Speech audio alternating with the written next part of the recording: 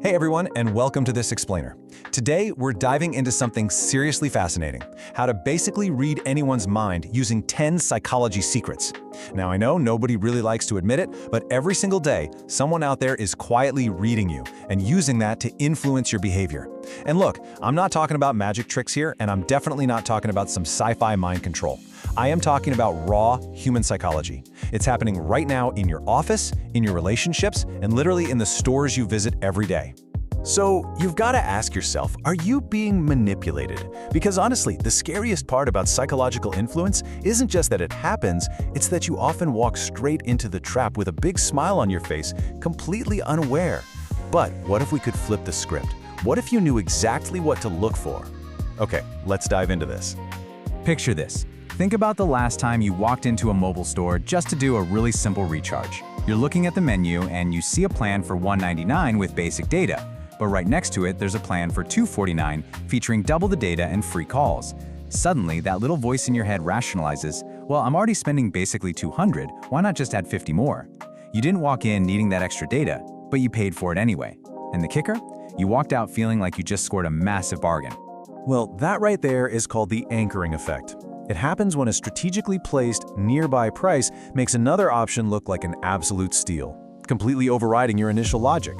And you know what? That is just the baseline. Over the course of this explainer, I'm going to walk you through 10 psychological secrets so profoundly effective, they will essentially turn you into someone who can read the undercurrents of any room, any person, and any conversation. To master this, we've organized these 10 secrets into a 3-part conversational toolkit. 1. Extracting the truth. 2. Building trust. And 3. Projecting power.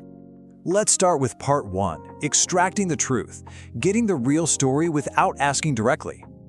You know how when you ask people a direct question, especially a sensitive one, they naturally dodge, deflect, or give you this very carefully constructed half answer? Yeah, we need a way around that defense mechanism. And that brings us to trick number 1, the wrong guess method. If you ask, what time is your meeting, you might just get a vague brush off, but confidently state something completely incorrect, like, your meeting's at 6 p.m., right?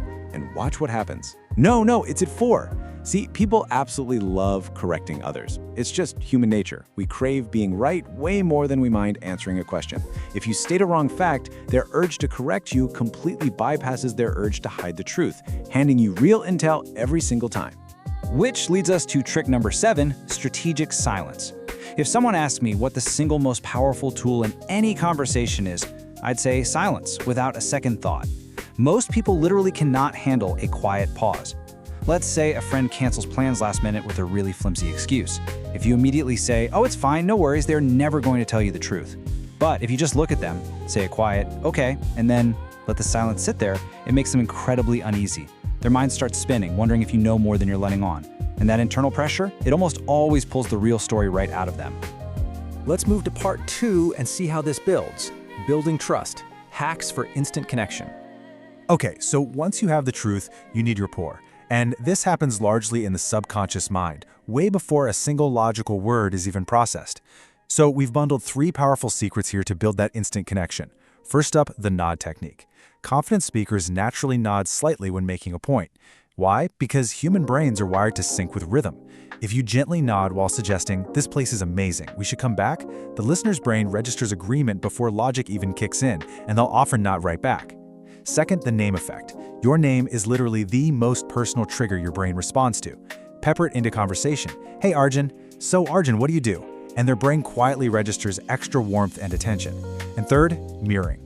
Have you ever noticed how close friends sit the exact same way and match their speaking pace? You can speed up trust with strangers by subtly matching their energy. If they lean back and speak slowly, you do the same. Their subconscious instantly categorizes you as similar, and similarity builds profound trust. And this brilliantly illustrates trick number 8, reframing. This is exactly how you handle a mistake while preserving that newly built trust. Imagine you're running late to meet a friend. The automatic knee-jerk response is always, sorry I'm late. But that instantly puts you in the wrong and highlights your flaw, right? Instead, actually scratch that. Try shifting it to, thank you for your patience. Suddenly, you haven't just apologized, you've complimented them. The mistake is instantly softened and they feel appreciated rather than annoyed. You didn't lie, you just expertly reframed the entire moment.